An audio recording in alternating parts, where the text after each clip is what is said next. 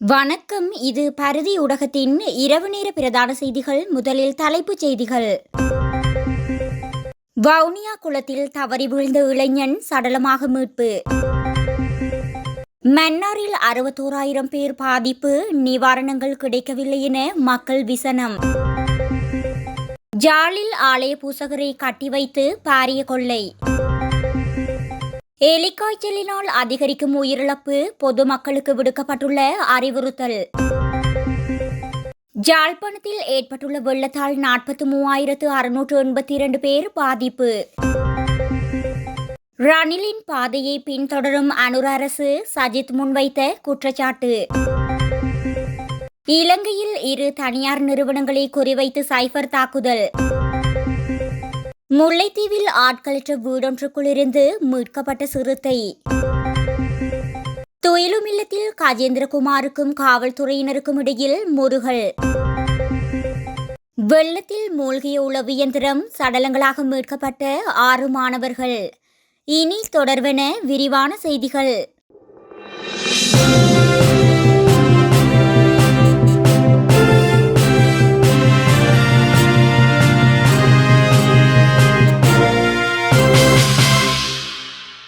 வவுனியா மகா கச்சக்குடி குளத்தில் கடந்த 26ஆம் திகதி தவறி வீழ்ந்த இளைஞனின் சடலம் மீட்கப்பட்டுள்ளது.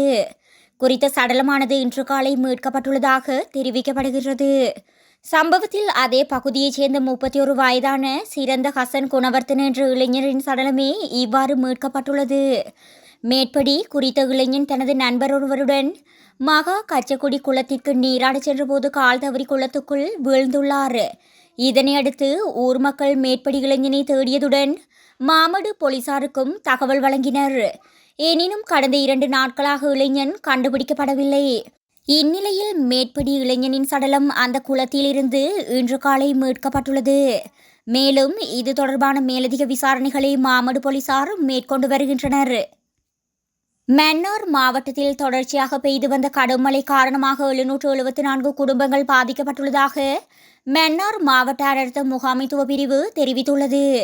கடந்த நாட்களாக நாட்டில் ஏற்பட்டுள்ள சீரற்ற காலநிலை காரணமாக உயிர் உடைமைகளுக்கு பெரிதும் பாதிப்பு ஏற்பட்டு வருகின்றது. இந்நிலையில் மன்னார் மாவட்டத்தில் தொடர்ச்சியாக பெய்து வந்த கடும் மழை மற்றும் அதனால் ஏற்பட்ட வெள்ளம் காரணமாக நேற்று புதன்கிழமை மாலை 6 மணி வரை 16,774 குடும்பங்களைச் சேர்ந்த 61,677 நபர்கள் பாதிக்கப்பட்டுள்ளதாக மன்னார் மாவட்ட அனர்த்த முகாமைத்துவ பிரிவு தெரிவித்துள்ளது. அனர்த்த முகாமைத்துவ பிரிவு அறிக்கை ஒன்றை வெளியிட்டு குறித்த விடயத்தினை தெரிவித்துள்ளது. மேலும் மன்னார் மாவட்டத்தில் 73 தற்காலிக பாதுகாப்பு நிலையங்கள் அமைக்கப்பட்டுள்ளது. குறித்த நிலையங்களில் 2,845 குடும்பங்களைச் சேர்ந்த 9,156 நபர்கள் தங்க வைக்கப்பட்டுள்ளதாகவும் குறித்த அறிக்கையில் குறிப்பிடப்பட்டுள்ளது. இதேவேளை மழை வெள்ளம் காரணமாக கடுமையாக பாதிக்கப்பட்டும் நலன்புரி நிலையங்களுக்கு செல்லாத வீடுகளிலும் உறவினர்களின் வீடுகளிலும் உள்ள மக்களுக்கு எவ்வித உதவிகள் கிடைக்கவில்லை என பாதிக்கப்பட்டவர்கள் தெரிவித்துள்ளனர். நலன்புரி நிலையங்களுக்கு வருகிறவர்களுக்கு மாத்திரம் உதவிகள் வழங்கப்படும் என உரிய அதிகாரிகள் தெரிவித்து வருகின்றனர். எனினும் நலன்புரி நிலையங்களில் காணப்படும் இட நெருக்கடி மற்றும் மலசலகூட பிரச்சினைகளை கருத்தில் கொண்டு பாதிக்கப்பட்ட பலர் நலன்புரி நிலையங்களுக்கு செல்லாமல் தமது வீடுகளிலும் நண்பர்கள் வீடுகளிலும் பல்வேறு இடர்களுடன் வசித்து வருகின்றனர். எனவே இந்த மக்களின் நலனையும் கருத்தில் கொண்டு பாதிக்கப்பட்ட மக்கள் என்ற போர்வையில் அனைவருக்கும் நிவாரணம் வழங்க அதிகாரிகள் நடவடிக்கை எடுக்க வேண்டும் என மக்கள் கோரிக்கை விடுத்துள்ளனர். ஜாலில் ஆலய பூசகரை கட்டி வைத்து கொள்ளையடிக்கப்பட்ட சம்பவம் ஒன்று இடம்பெற்றுள்ளது. குறித்த சம்பவமானது ஜாழ் கைதடியில் நேற்று இடம்பெற்றுள்ளது. சம்பவம் தொடர்பில் மேலும் தெரிய வருகையில் கைதடி ஏனையின் வீதியில் அமைந்துள்ள கௌரியம்மன் ஆலயத்திலேயே இந்த கொள்ளை சம்பவம் நேற்று முற்பகலில் இடம்பெற்றுள்ளது. பூசகரின் அலறல் சத்தம் கேட்டு அயலவர்கள் விரைந்தபோது 2 கொள்ளையர்கள் பூசகர் அணிந்திருந்த 2 பவுண்ட் தங்க சங்கிலியையும் 45,000 ரூபாய் பணத்தையும் கொள்ளையிட்டு தப்பி சென்றுள்ளனர். கொள்ளையருக்கு உதவிய ஒரு பெண் ஒருவர் இதன்போது பிடிக்கப்பட்டு காவல்துறையினரிடம் ஒப்படைக்கப்பட்டுள்ளார். கைதான சந்தேக நபரை இன்று சாவகச்சேரி நீதிமன்றில் முன்னிலைப்படுத்தவுள்ளதாக சாவகச்சேரி காவல்துறையினர் தெரிவித்துள்ளனர். மேலும் தப்பிச் சென்ற 2 கொள்ளையர்களையும் கைது செய்யும் நடவடிக்கையிலும் காவல்துறையினர் ஈடுபடுகின்றமை குறிப்பிடத்தக்கது. இரத்தினபுரி மாவட்டத்தில் லெப்டோஸ்பிரோசிஸ் எனப்படும் எலிக்காய்ச்சல் நோயினால் அதிகளவான உயிரிழப்புகள் மற்றும் தொற்றுகள் இந்த வருடம் பதிவாகியுள்ளதாக அறிவிக்கப்பட்டுள்ளது. குறித்த விடயத்தினை சப்ரகமுவ மாகாண சுகாதார சேவைகள் பணிப்பாளர் கபில கண்ணங்கர தெரிவித்துள்ளார். சப்ரகமுவ மாகாண சபை வளாகத்தில் இடம்பெற்ற நிகழ்வில் உரையாற்றிய கண்ணங்கர, மாவட்டத்தில் மொத்தமாக 1882 லெப்டோஸ்பிரோசிஸ் நோயாளர்கள் மற்றும் 22 இறப்புகள் பதிவாகியுள்ளதை குறிப்பிட்டு நிலைமையின் தீவிரத்தை எடுத்துரைத்துள்ளார். ரத்னபுரி மாவட்டத்தில் இந்த நோயினால் அடையாளம் காணப்பட்ட அதிக ஆபத்துள்ள பிரதேசங்களில் எகலியகொட, கிரியல்ல, எலபாத, பெல்மெடுள்ள, ஓபநாயக்க, நிவித்திகல, களவான மற்றும் கல்தோட்ட ஆகியவை உள்ளடங்கும். அத்துடன் எலிகாய்ச்சல் எனப்படும் லெப்டோஸ்பைரோசிஸ் நோய்க்கு உரிய சிகிச்சை அளிக்காவிட்டால் சிறுநீரகம், இதயம் மற்றும் மூளை போன்ற முக்கிய உறுப்புகளின் செயலிழப்பு உள்ளிட்ட ஆபத்தான சிக்கல்களுக்கு வழிவகுக்கும். இது மரணத்தை விளைவிக்கும் என்று கண்ணங்கரை எச்சரித்துள்ளார். மேலும் நோய் தொற்றுக்களை தடுக்க பிராந்திய சுகாதார சேவை அலுவலகங்கள் அல்லது பொது சுகாதார ஆய்வாளர்கள் மூலம் கிடைக்கும் பயனுள்ள நோய் தடுப்பு சிகிச்சையான டொக்ஸி சைக்கிளினை எடுத்துக்கொள்ளுமாறு பொதுமக்களுக்கு அவர் அறிவுறுத்தியுள்ளார். ஜாழ்ப்பாணத்தில் தொடரும் அடைமழை காரணமாக ஏற்பட்ட வெள்ளப்பெருக்கு மற்றும் ஏனைய அனர்த்தங்களால் 12,970 குடும்பங்களைச் சேர்ந்த 43,682 பேர் பாதிக்கப்பட்டுள்ளதாக ஜாழ் மாவட்ட அனர்த்த முகாமைத்துவ பிரிவின் பிரதிபலிப்பாளர் ரியன் சூரியராஜா தெரிவித்துள்ளார். ஊடகங்களுக்கு கருத்து தெரிவிக்கும் போதே அவர் இதனை தெரிவித்துள்ளார். பாதிப்புகள் தொடர்பில் அவர் மேலும் குறிப்பிடுகையில், இதன்போது 66 பாதுகாப்பு முகாம்களில் 1,634 குடும்பங்களைச் சேர்ந்த 5,793 பேர் தங்க வைக்கப்பட்டுள்ளனர். சாவகச்சேரி பிரதேச செயலாளர் பிரிவில் வெள்ள அனர்த்தத்தினால் இதுவரை 1,303 குடும்பங்களைச் சேர்ந்த 4,156 பேர் பாதிக்கப்பட்டுள்ளதுடன் 14 வீடுகளும் பகுதியளவில் சேதமடைந்துள்ளன. 11 பாதுகாப்பு இடங்களில் 205 குடும்பங்களைச் சேர்ந்த 728 பேர் தங்க வைக்கப்பட்டுள்ளனர். ஊர்காவல்துறை பிரதேச செயலர் பிரிவில் 464 குடும்பங்களைச் சேர்ந்த 1,462 பேர் பாதிக்கப்பட்டுள்ளதுடன் 7 வீடுகளும் பகுதியளவில் சேதமடைந்துள்ளன. பருத்தித்துறை பிரதேச செயலர் பிரிவில் 829 குடும்பங்களைச் சேர்ந்த 2,904 பேர் பாதிக்கப்பட்டுள்ளதுடன் 2 வீடுகள் முழுமையாகவும் 61 வீடுகள் பகுதியளவிலும் சேதமடைந்துள்ளன. 3 பாதுகாப்பு இடங்களில் 396 குடும்பங்களைச் சேர்ந்த 1,470 பேர் தங்க வைக்கப்பட்டுள்ளனர். நல்லூர் பிரதேச செயலர் பிரிவில் வெள்ள அனர்த்தம் மற்றும் இடிமின்னல் தாக்கத்தினால் 1,090 குடும்பங்களைச் சேர்ந்த 3,574 பேர் பாதிக்கப்பட்டுள்ளதுடன் 5 வீடுகளும் பகுதியளவில் சேதமடைந்துள்ளன. அத்துடன் ஒருவர் காயமடைந்துள்ளார். தெள்ளிப்பளை பிரதேச செயலர் பிரிவில் 1,359 குடும்பங்களைச் சேர்ந்த 4,234 பேர் பாதிக்கப்பட்டுள்ளனர். 3 பாதுகாப்பு இடங்களில் 83 குடும்பங்களைச் சேர்ந்த 220 பேர் தங்க வைக்கப்பட்டுள்ளனர். சங்கானி பிரதேச செயலர் பிரிவில் 2,164 குடும்பங்களைச் சேர்ந்த 7,187 பேர் வெள்ள அனர்த்தத்தினால் பாதிக்கப்பட்டுள்ளதுடன் ஒரு வீடு முழுமையாகவும் 6 வீடுகள் பகுதியளவிலும் சேதமடைந்துள்ளன. 6 பாதுகாப்பு இடங்களில் 72 குடும்பங்களைச் சேர்ந்த 289 பேரும் தங்க வைக்கப்பட்டுள்ளனர்.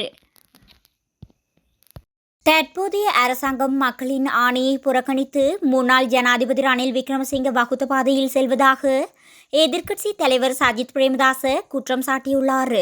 கொழும்பில் ஊடகங்களுக்கு கருத்து தெரிவிக்கும் போதே அவர் மேற்கண்டவாறு கூறியுள்ளார். இதுகுறித்து அவர் மேலும் தெரிவிக்கையில், பொதுமக்களுக்கு நன்மை பயக்கும் வகையில் சர்வதேச நாணய நிதியத்தின் ஆதரவுடன் கூடிய புதிய திட்டம் வாக்குறுதி அளிக்கப்பட்டது. எனினும் தற்போதைய அரசாங்கம் சர்வதேச நாணய நிதியத்தின் கட்டளைகளுக்கு அடிபணிந்து குடிமக்களுக்கு உறுதியான நிவாரணங்களை வழங்க தவறிவிட்டது. தேர்தல் பிரசார வாக்குறுதிகளுக்கும் அரசாங்க நடவடிக்கைகளுக்கும் இடையில் முரண்பாடுகள் காணப்படுகின்றன. அந்த வகையில் மின்சார விலை மற்றும் எரிபொருள் விலை குறைப்பு வாக்குறுதிகள் நிறைவேற்றப்படவில்லை. சர்வதேச நாணய நிதியத்தின் கட்டமைப்பிற்குள் பணிபுரிவதை தனது கட்சி ஆதரிக்கும் அதேவேளையில் பொதுமக்களின் சுமையை குறைக்கும் வகையில் வரி கட்டமைப்புகளை சீர்திருத்துவதில் தமது கட்சி உறுதியாக உள்ளது. இந்நிலையில் அர்த்தமுள்ள சீர்திருத்தங்களை நடைமுறைப்படுத்துவதில் அரசாங்கம் இயலாமையை காட்டுகின்றது என அவர் மேலும் குறிப்பிட்டுள்ளார். இலங்கையில் 2 தனியார் நிறுவனங்கள் மீது சைபர் தாக்குதல் நடத்தப்பட்டுள்ளதாக தெரிவிக்கப்படுகிறது. மேலும் இது நாட்டின் போதிய இணைய பாதுகாப்பை எடுத்துக்காட்டுகிறது என்று உள்ளூர் சைபர் செக்யூரிட்டி நிறுவனமான செகுவாலிஸின் அறிக்கை தெரிவிக்கின்றது. கார்கில்ஸ் மற்றும் கோகோ கோலா உள்ளிட்ட முக்கிய நிறுவனங்களை குறிவைத்து இந்த தாக்குதல் முன்னெடுக்கப்பட்டுள்ளதாக தெரிவிக்கப்பட்டுள்ளது. இதற்கு முன்னதாக இலங்கை வளிமண்டலவியல் திணைக்களத்தின் உத்தியோகபூர்வ பக்கமும் தாக்குதலுக்கு உள்ளாகியுள்ளதாக அறிவிக்கப்பட்டிருந்தமை குறிப்பிடத்தக்கது. முல்லைத்தீவு பகுதியில் ஆட்களற்ற வீடொன்றுக்குள் இருந்து சிறுத்தை ஒன்று மீட்கப்பட்டுள்ளது. விசுவமடு இளங்கோபுரம் பகுதியினைச் சேர்ந்த குறித்த சிறுத்தையினை நேற்றைய தினம் காலை அவதானித்த பிரதேசவாசிகள் உரிய அதிகாரிகளுக்கு தகவல் வழங்கியிருந்தனர். இதனையடுத்து கிளிநொச்சியில் உள்ள வன ஜீவராசிகள் சங்க உத்தியோகத்தர்கள் சம்பவ இடத்திற்கு சென்று நீண்ட போராட்டத்தின் மத்தியில் சிறுத்தையினை மீட்டுள்ளனர். பின்னர் சிறுத்தைக்கு சிகிச்சை வழங்கியதுடன் அதனை பாதுகாப்பாக வனப்பகுதியில் விடுவிக்க நடவடிக்கை எடுக்கப்பட்டுள்ளது. அம்பாறை கஞ்சிக்குடிச்சாறு மாவீரர் துயிலும் இல்லத்தில் நாடாளுமன்ற உறுப்பினர் கஜேந்திரகுமார் பொன்னம்பலத்திற்கும் காவல்துறையினருக்கும் இடையில் முரண்பாடு ஏற்பட்டதாக எமது செய்தியாளர் தெரிவித்துள்ளார். அம்பாறை திருக்கோவில் பிரதேச செயலாளர் பிரிவுக்குட்பட்ட கஞ்சிக்குடிச்சாறு மாவீரர் துயிலும் இல்லத்தில் 27 மாவீரர் நினைவேந்தல் நடைபெற்றன. இதன்போது மாவீரர் நினைவேந்தலை அனுஷ்டிக்க அனுர அரசு இடமளிக்கும் என்று நம்பிக்கையுடன் அங்கு சென்ற மக்களிடம் காவல்துறையினர் பாதுகாப்பு கெடுபிடிகளை விதித்து அங்கு செல்வதை தடுக்க முற்பட்டுள்ளனர். அத்துடன் அங்கு சென்ற வாகனங்களின் வாகன இலக்க தகடுகள் காவல்துறையினரால் பதியப்பட்ட பின்னர் குறித்த மாவீரர் துயிலும் இல்லத்திற்கு செல்ல அனுமதிக்கப்பட்டனர்.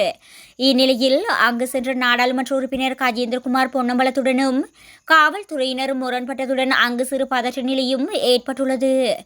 அம்பாறை மாவட்டத்தில் உள்ள ஒரேயொரு மாவீரர் துயிலும் இல்லம் திருக்கோவில் பிரதேசத்தில் உள்ள கஞ்சிக்குடிச்சாறு பிரதேசத்தில் அமைந்துள்ளது. அம்பாறை மாவட்டத்தில் 700க்கும் மேற்பட்ட மாவீரர்களின் நினைவுச் சுடர்கள் இங்கு நிறுவப்பட்டுள்ளன. கஞ்சிக்குடிச்சாறு மாவீரர்கள் துயிலும் இல்லத்தில் கடந்த 1993ஆம் ஆண்டு தொடக்கம் 2006ஆம் ஆண்டு வரை தமிழீழ விடுதலை புலிகளினால் தீபமேற்றி நினைவேந்தல் நிகழ்வுகள் அனுஷ்டிக்கப்பட்டு வந்துள்ளமை குறிப்பிடத்தக்கது. காரைதீவு மாவடிப்பள்ளி பகுதியில் உளவு இயந்திரம் வெள்ளத்தில் அடித்து செல்லப்பட்டு காணாமல் போன மாணவர்களில் இதுவரை 6 சடலங்கள் மீட்கப்பட்டுள்ளதாக காவல்துறையினர் தெரிவித்துள்ளனர். குறித்த பகுதியில் உளவு இயந்திரத்தில் வீடு திரும்பிக் கொண்டிருந்த மதரசா மாணவர்கள் உள்ளிட்ட பலர் வெள்ளத்தில் சிக்கி காணாமல் போயிருந்த நிலையில் நேற்று முன்தினம் மாலை மீட்பு படையினரின் தேடுதல் நடவடிக்கையின் போது 5 மாணவர்கள் வெள்ளத்திலிருந்து காப்பாற்றப்பட்டனர். நேற்றிரவு இருள் சூழ்ந்திருந்த போதிலும் மீட்பு படையினரின் தேடுதல் நடவடிக்கை தொடர்ந்து இன்று காலையும் தொடர்ந்து இடம்பெற்று வந்தது. அதன்போது இதுவரை மொத்தமாக 6 சடலங்கள் மீட்பு பணியாளர்களினால் மீட்கப்பட்டு சம்மாந்துறை ஆதார வைத்தியசாலைக்கு அனுப்பி வைக்கப்பட்டுள்ளது. அதில் நிந்தவூர் காசிபுல் உலும் அரபு கல்லூரி மாணவர்களின் சடலங்களும் வாகன சாரதியின் சடலமும் மீட்கப்பட்டது. மீட்பு பணியாளர்களினால் வெள்ளத்தில் காணாமல் போனவர்களை தொடர்ந்தும் தேடும் நடவடிக்கை இடம்பெற்று வந்த நிலையில் இன்று 2 சடலங்கள் கண்டெடுக்கப்பட்டுள்ளன.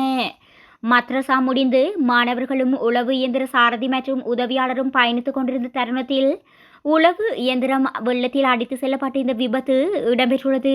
மீட்பு பணியின் போது விலையுயர்ந்த மோட்டார் சைக்கிள்கள் 2ம் உளவு இயந்திரமும் மீட்கப்பட்டது. இதில் பயணித்தவர்கள் எத்தனை பேர் காணாமல் போனார்கள் என்பதை துல்லியமாக கூற முடியாத நிலையுள்ளதாகவும் குறைந்தது இன்னும் 3 பேராவது வெள்ளத்தில் அள்ளுண்டு சென்றிருக்கலாம் என்றும் நம்பப்படுகிறது.